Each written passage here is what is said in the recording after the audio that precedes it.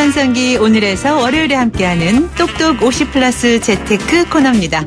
자, 내년 2017년은 달게 해지요. 정유년인데 글쎄요, 내년에는 어떤 흐름이 우리 사회를 이끌게 될까요? 좀 올 한 해보다는 덜 어지럽고 사랑이 좀 더 가득한 따뜻한 한 해가 됐으면 하는 바람이 많이들 갖고 계실 겁니다. 자, 그런데 나이가 들수록 이 시대를 읽는 일이 중요하다고 하죠. 시대를 잘 읽는 사람이 돈도 잘 번다는 말이 있습니다. 오늘 똑똑 50플러스 재테크 이 시간에는 2017 대한민국 트렌드의 저자인 마크로밀 엠브레인 컨텐츠 사업부의 윤덕환 이사와 함께 내년 소비 트렌드를 분석해보고 또 어떻게 대비하고 준비해야 할지에 대해서 알아보는 시간을 마련했습니다. 어서 나오세요. 안녕하세요. 네, 반갑습니다. 네. 윤덕환입니다. 네. 저 크리스마스는 잘 보내셨겠죠? 원고 썼습니다. 네. 오늘 월요일이라 만나는 사람마다 인사가 거의 크리스마스 어떻게 보냈어? 뭐 했어? 이런 인사를 많이 하던데 내년 크리스마스는 올해보다는 더 즐겁고 신나겠죠? 네, 그렇길 희망합니다. 네. 예, 오늘 그 트렌드 분석가인 우리 윤덕환 이사가 내년 크리스마스는 훨씬 좋을 거라는 예상을 하셨습니다. 자, 저희 당신의 전성기 오늘 이 프로그램은 제2의 전성기를 꿈꾸거나 또 노후를 준비하는 중장년들을 대상으로 하고 있는 프로그램이거든요. 그래서 이 내년의 소비 트렌드를 알면 창업이나 또 퇴직 후에 일자리를 찾는 데 도움이 될 수 있을 것 같기도 해요. 네. 많은 도움이 되겠죠. 물론. 도움이 돼야죠. 네네네. 네. 내년의 소비 트렌드는 어떤가요? 일단 이 소비 트렌드를 알아야 되는 이유가 네네. 여러 가지 장점이 있는데요. 네네. 이게 가장 중요한 장점이라고 제가 생각하는 건 그런 겁니다. 이게 한 50대쯤 되면은 그러니까 인생에서 자기가 이제 주도해온 역사도 굉장히 깊고 네. 특히 한국 사회 같은 경우에는 50대 분들이 가지고 있는 주인의식이 굉장히 강하시잖아요. 그렇죠. 그래서 사업적으로도 뭔가 이 직관이 굉장히 뛰어나신 분들이 많으세요. 근데 네. 이제 직관을 너무 또 앞세우다 보면 사실은 이 자기 사고의 오류 같은 것들도 쉽게 발견하지 못하는 경우가 많거든요. 네. 그러니까 예를 들면 그런 겁니다. 그래서 이 비즈니스 방향이 현재 흐름이 맞는지 또는 뭐 내가 생각하는 예를 들어 뭐 홍보를 해야 된다는 홍보 방향이 맞는지 내가 생각하는 뭐 타겟 고객이 그층이 제일 맞는지 이런 거를 검증하는데 도움이 사실 됩니다. 소비 트렌드 정보가. 네. 그러니까 예를 들면은 그 식당가 그러니까 뭐 예를 들어 회사 건물이 많은 그 주변에 보면 뭐 이렇게 식당가 주변에 전단지 같은 거 좀씩 많이 나눠주잖아요. 네, 그렇죠. 그러니까 식당 주인 그 사장님들은 이게 효과가 있다고 생각해서 많이 드리는 걸 텐데 저희들 조사를 해보면 이게 별로 효과가 없습니다. 네. 사실 그 가장 효과가 있는 게 주변 사람들의 추천이나 네. 이 젊은 분들 같은 경우에는 직접 스마트폰으로 찾아보거든요. 네. 그러니까 이게 이런 식의 이제 본인들은 막연하게 이제 효과가 있다고 생각하는 것도 이런 개인적 직관에 근거한 판단 오류를 잡아주는데 이런 소비 트렌드 정보가 도움이 되죠. 네. 그리고 이제 그 세대별로도 다 그 특성이 다를 것 같아요. 그렇습니다. 네. 근데 이제 곧 2017년 시작될 텐데 2017년 소비 트렌드의 변화의 핵심은 뭘까요? 2016년하고 물론 많이 달라질까요? 하나만 찍어야 됩니까? 아니요. 다 중요한데. 다 중요해요. 뭘 골라야 될지 모르겠습니다. 제일 중요한 것부터. 네. 하나만. 네. 근데 이제 여러 가지가 있을 텐데. 네. 요거 프로그램이 끝난 다음에 딱 하나 이 단어는 기억해 주셨으면 좋겠습니다. 네. 가성비의 나비 효과라는 단어. 우리가 가성비도 많이 들어봤고 익숙하죠. 네. 나비 효과도 많이 들어봤는데 들어봤습니다. 그 두 개가 합쳐진 거네요. 그렇죠. 네. 어떤 건가요? 이 2016년도에 가성비는 이미 나왔던 트렌드입니다. 그렇죠. 가성비 그러면 이게 한자 조어라 이 무슨 국어사전에 나올 것 같죠? 안 나옵니다. 네. 표준 국어사전에도 안 나오거든요. 오. 근데 사람들이 이걸 모르는 분들이 거의 없습니다. 네, 그렇죠. 그만큼 이제 빨리 한국의 이제 소비 시장이 빨리 변하고 있다는 건데 이렇게 그 가격 대비 성능을 뜻하죠, 이 단어는. 네. 근데 가격 대비 성능을 뜻하는데 이게 굉장히 중요해졌다는 거는 소비자들이 이게 이제 소비에 필요한 자원이 돈하고 시간이잖아요. 이걸 그렇죠. 만성적으로 부족하다고 느껴요. 네. 그러다 보니까 어떻게 변화하냐면 이게 좀 더 저렴하고 알뜰하고 나한테 맞는 소비를 찾기 위해서 최적화된 꼭 최저가가 아니라도 최적화된 소비를 위해서 끊임없이 정보를 찾습니다. 네. 네. 그래서 요새는 뭐 소비하는 일하고 물건을 사는 것하고 검색하는 일이 거의 이제 취급이 돼요. 그렇죠. 일단은 뭘 살까 그렇습니다. 관심 있으면 핸드폰 모바일부터. 먼저 그렇죠. 찾거든요. 네, 그렇죠. 네. 근데 이 가성비 소비가 이루어지려면 세 가지 전제 조건이 필요한데요. 네. 첫 번째는 뭐냐면 내가 원하는 제품을 2가지 이상 알고 있어야 된다는 겁니다. 그래 비교를 하지 않습니까? 그죠? 네. 두 번째는 이 각 상품의 특징, 그러니까 이제 스펙이라고 하는 이른바 사양 같은 거, 장단점을 잘 알고 있어야 되고요. 마지막으로는 그 상품에 대한 평판을 잘 알고 있어야 되는데요. 이게 재밌는 게 이 세 가지 과정 전부 다 네. 소비자들의 정보를 능동적으로 직접 찾는다는 거예요. 아. 예전에는 이 주어진 정보가 광고나 이런 데 영향을 많이 받았는데 이걸 덜 받는다는 겁니다. 네. 이게 이제 가성비의 나비 효과를 일으킨다는 거예요. 네. 와. 그러니까 정말 본인이 이제 직접 하는 거군요. 그렇죠. 직접. 원하는 걸 정확하게 알고 있다는 거죠, 네. 사실은. 네. 능동적인 정보 습득 과정 그렇죠. 뭐 이런 것들로 인해서 그러니까 SNS 같은 것들이 발달하면서 같이 오는 현상 중에 하나라고 볼 수 있나요? 그렇죠. 네. 소비자들은 이제 TV를 보거나 뭐 어떤 그 매체를 보더라도 스마트폰으로 계속 뭔가를 찾습니다. 네. 정보를 찾아서 스스로 원하는, 내가 원하고 내가 좋아하는 정보를 우선적으로 습득하는 게 아주 습관화되어 있다는 거죠. 네. 요즘에 또 이제 혼자 활동하는 사람들이 좀 많이 늘고 있잖아요. 네. 1인 가구라고 하죠. 이런 현상도 더 늘어나겠죠. 내년 되면. 1인 가구 때문에 사실 이 가성비 효과도 더 영향을 받는데 네. 이 가성비 효과를 조금 더 얘기를 드리면 네네. 굉장히 중요한 변화가 네네. 있는 게 또 하나는 이런 겁니다. 이 나비 효과라는 게 단순히 그 물건을 싸게 사는 것뿐만 아니라 다른 데까지 영향을 주고 있다는 건데 네네. 첫 번째 영향이 이제 광고나 이 그 브랜드 영향력을 떨어뜨린다는 거죠. 광고를 보고 직접 구매를 하지 않습니다, 이제. 예. 제가 라디오 매니아인데 예를 들어서 뭐 그런 광고 들어보신 적 있죠? 사랑해, 뭐 땡땡땡 하는 광고. 그 있어요. 광고는 그냥 브랜드만 있어요. 이게 네. 나중에 알고 봤더니 이게 화장품인데. 네. 그러니까 이거는 광고주가 사람들이 이 광고를 들려주면 궁금해서 뭔가 찾아볼 거다. 네. 이런 정보를 그런 사고를 먼저 하지 않았으면 이런 광고를 만들지가 않았겠죠. 그러니까 그렇죠. 광고에서 구체적인 정보를 주지 않는 거죠. 네. 이게 영향이 하나가 있는 게 뭐냐면 이게 매체나 미디어나 방송 같은 데서도 영향을 떨어뜨리는 쪽으로 그 영향을 더 주고 있는데요. 하나의 단적인 사례가 이 딱 2달 전입니다. 10월 27일 날 지금 이제 오늘 아침에도 이 방송 때문에 네. 청문회 때문에 네네. 계속 이제 방송이 좀 늦어졌는데 네. 그 한 신문사가 이 최순실 씨랑 독일에서 인터뷰한 사례를 일면에 실었어요. 근데 재밌는 게 그 신문에는 독일 헤센즈에서 인터뷰했다고 딱 뜹니다. 네. 근데 딱 48시간 만에 네티즌들이 거기서 한 컷 사진에서 끝에 전기 플러그 저게 독일에 있는 플러그가 다르다. 네, 그걸 덴마크였다고. 찾기 시작해가지고 48시간 만에 덴마크라는 걸 발견했어요. 네.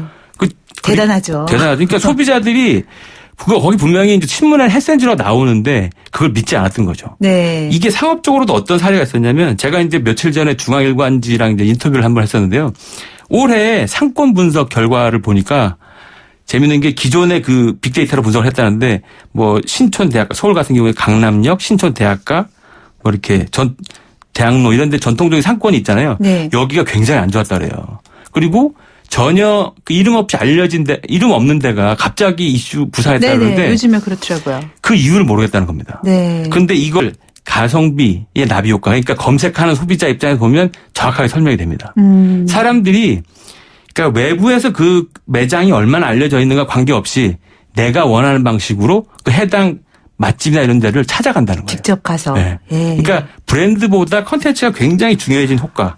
요게 이제 가성비의 나비 효과라고 할 수 있습니다. 네. 그러니까 컨텐츠가 중요하다는 말이 여기서 또 나오는 거죠. 네, 그러니까. 맞습니다. 네. 예. 제가 아까도 이제 말씀드렸지만 이제 1인 가구가 늘고 있다고 했는데 결혼하는 것도 예전만큼 이제 좀 덜 하는 추세고요. 네네. 그리고 또 요즘 젊은이들은 장기적인 계획을 세우는 것보단 지금 당장의 행복을 찾아서 지금 네. 현실에 충실해야 한다라는 생각을 가진 그 분들이 많은 것 같더라고요. 이것도 네네. 하나의 소비 트렌드가 될 수 있겠죠. 그렇습니다. 네. 저희가 15년 전의 자료랑 굉장히 소비자 태도를 비교를 해봤더니 네. 굉장히 재밌는 게 있었는데 요새 15년 전에 따지면 이제 웰빙 시대였기 때문에 그때 브랜드 쌀 이런 것도 쌀도 브랜드 따져 그렇죠. 먹거든요. 네네. 근데 요새는 달고 짜고 맵고 인스턴트 이 식품에 대한 선호가 더 많이 올라왔습니다. 자극적인 거. 영양이나 건강보다는 자극적인 입맛을 굉장히 강하게 추구하는 거죠. 네. 이게 얘기하는 게 뭐냐면 건강이라는 게 기본적으로 좀 미래지향적인 개념이잖아요. 근데 미래지향적인 개념이 덜 중요해진 거죠. 네. 현재 느낌이나 이런 게 굉장히 중요해졌는데 이게 어디까지 영향을 주고 있냐면 내가 사회적으로 좀 부여받은 당연한 인간관계를 의심하게 되는 여기까지 영향을 주고 있습니다. 예를 들어서 가장 쉽게 떠올리는 게 부모 자식 관계. 부모는 당연히 부양해야 된다. 아니면 네. 자녀의 행복을 위해서 지금 현재 부모는 약간 행복을 잠깐 밀어야 된다. 이런 경향이 굉장히 낮아졌어요. 그러니까 또 그 조직에서도 변화가 있는데 요새 금요일날 회식장 안 하시잖아요. 그렇죠. 네. 금요일 날. 이거 욕 먹습니다. 네, 네, 그렇죠. 이게 왜 그러냐면 금요일날 개인 약속을 잡는 사람들이 급증하는 거예요. 그걸 또 그 중요하다고 생각해줘야 되니까. 네. 그러니까 이런 거 보면 지금 개인적인 취향이나 생활도 중요하다는 인식이 굉장히 많이 늘어났다는 거고 정리를 해보면 이 개인의 감정이라는 게 주어진 어떤 사회적 역할보다 훨씬 더 중요해졌다. 이게 15년 동안의 변화 중에 가장 중요한 이게 이런 가구 변화랑 같이 가고 있는 것 같습니다. 네. 지금 말씀 중에 이제 0210님 문자 주셨는데요. 인스턴트 음식이 인기를 끈 건 혼밥 시대가 돼서 그런 것 아닐까요? 하셨네요. 네. 혼밥 시대가 된 것도 그렇게 즐길 만한 어떤 개인적인 감정이 됐다는 거죠. 그죠? 네. 꼭 같이 먹어야 된다는 분위기가 아니게 됐다. 네. 이거랑 똑같이 된 거죠. 네. 정말 시대가 빠르게 변하는 것 같아요. 자, 세월이 빠르죠. 벌써 2017년을 우리가 얘기하고 있는데 새해에는 올해보다 이제 더 좀 사람들의 그 행복 지수가 높아졌으면 하는 것들이 많은 소망 중에 하나일 거예요. 왜냐하면 자존감이 너무 떨어지는 시대잖아요. 요즘에. 네, 네, 네. 그래서 자존감의 보상이라는 화두가 될 것이라는 전망을 하셨더라고요. 책에서. 네.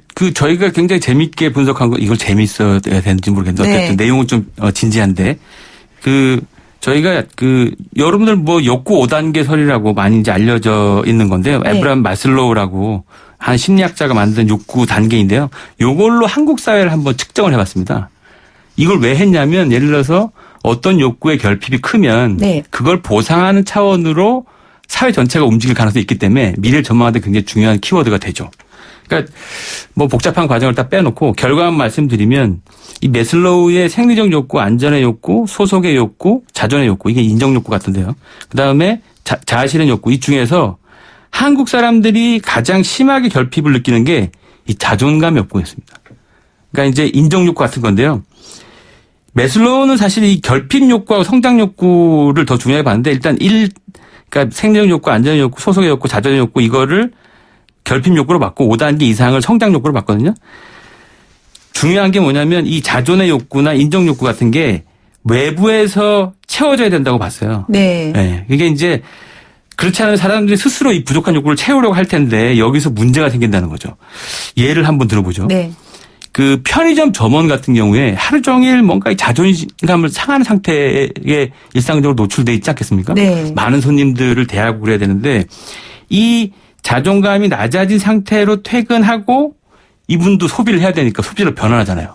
그러면 자기가 낮아진 자존감을 보상하기 위해서 그 소비 상황에서 다른 사람한테 또 갑질하게 되겠죠. 그렇죠. 내가 당한 것만큼. 그렇죠. 이게 굉장히 위험한 게 집단적으로 일어날 수 있다는 겁니다. 네. 그러니까 마슬로우가 얘기한 게 결핍 욕구를 외부에 채워져야 한다는 뜻인데요.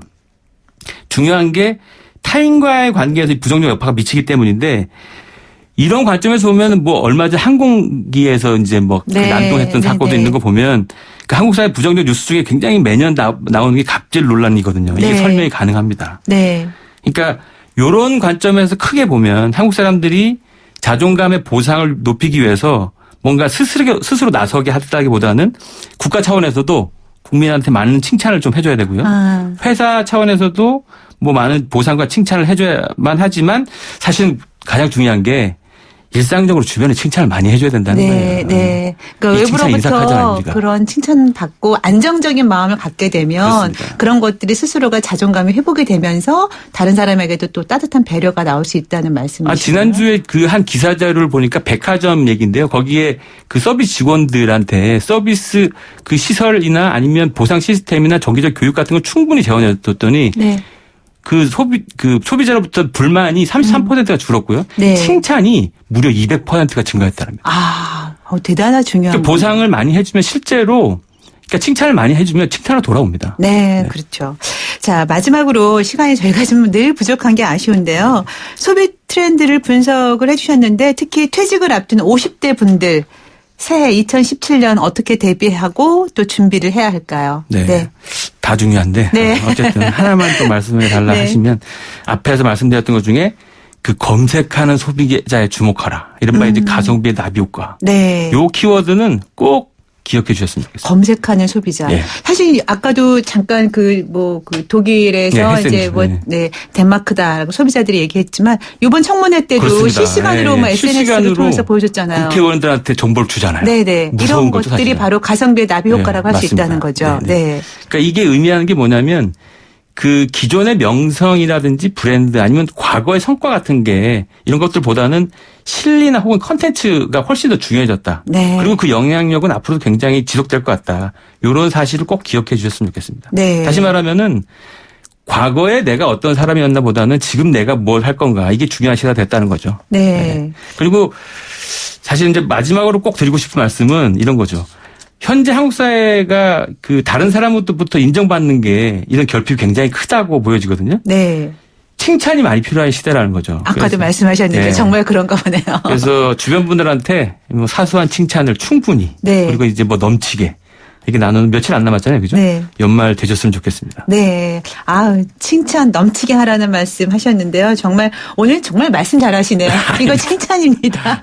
감사합니다. 네, 요즘에 보면은 너무 사람들이 분노와 불안이 네. 너무 극심해서 네. 이런 것들 때문에 사회에 안 좋은 그 영향을 미치게 된다라고 말씀들을 많이 하는데 네네. 이런 것보다는 분노와 불안을 표출하는 것보다는 오히려 칭찬을 네. 오히려 더 해주는 그런 사회가 됐으면 하는 바람이 또 드네요. 말씀 나누다 보니까. 그렇습니다. 네. 끝으로 또 하실 말씀 있으신 것 같아요. 부족한 게 뭐 그 아까 잠깐 말씀드렸던 것처럼 개인의 감정이 굉장히 중요하다고 여겨졌기 때문에 네. 이게 어떻게 튀느냐가 굉장히 중요한데 이게 정치, 경제, 사회, 문화적으로 굉장히 좀 다양하게 틀 것 같은데요. 네. 그러니까 소비자들이 생각하는 의사결정 기준이 어떤 이성적 판단보다는 현재 감정이거든요. 네. 그래서 예를 들어서 이게 정치적으로는 이 대중 소비자들의 분노가 이런 감정을 어떻게 다뤄야 되느냐. 이게 굉장히 이슈가 될 것 같고요, 내년에. 네. 그다음에 경제 사회적으로는 불안이라는 감정을 어떻게 줄여야 되느냐. 네. 이게 굉장히 불안이라는 게 되면 투자도 안 일어나고 소비도 안 일어납니다. 그렇죠. 그래서 이걸 어떻게 다뤄야 되냐가 굉장히 중요할 것 같고 문화적으로는 이 재미라는 감정을 어떻게 다뤄야 되냐. 이게 굉장히 중요할 것 같습니다. 네. 요번에 뭐 광화문에 나가신 분들이 의미 있는 어떤 활동들을 했지만 많이 끊임없이 나가게 하는 이유가 거기 가면 축제같이 좀 재미도 좀 있었거든요. 그렇죠. 네네. 재미를 빼놓을 수가 없죠. 또 우리가 살면서. 맞습니다. 네. 오늘 말씀 듣다 보니까 자존의 욕구가 채워질 수 있도록 네. 서로 이렇게 칭찬을 많이 하는 사회가 됐으면 하는 생각도 들고요. 저 새해에는 좀 더 밝고 따뜻한 2017년을 기대를 해봅니다. 오늘 말씀 나누면서. 오늘 좋은 말씀 잘 들었습니다. 네, 고맙습니다. 감사합니다. 네. 지금까지 2017 대한민국 트렌드의 저자인 마크로밀 엠브레인 컨텐츠 사업부의 윤덕한 이사와 함께 말씀 나눠봤습니다. 좋은 말씀 잘 들었고요. 이제 2016년 한 해가 일주일 남았습니다. 이제 남은 한 주 우리 삶에 불쑥 찾아오는 정말 한순간순간들 또 기적 같은 순간들 또 사람들 놓치지 않고 여러분의 마음속에 또 사진첩에 그득그득 많이 채우셨으면 좋겠습니다. 12월 26일 월요일에 함께한 당신의 전성기 오늘 이제 마지막 곡 띄워드리면서 저는 물러가야 할 시간입니다. 임지훈의 회상 준비했습니다. 함께 하시고요. 저는 내일 아침 10시 10분에 다시 오겠습니다. 함께 하신 여러분 감사합니다.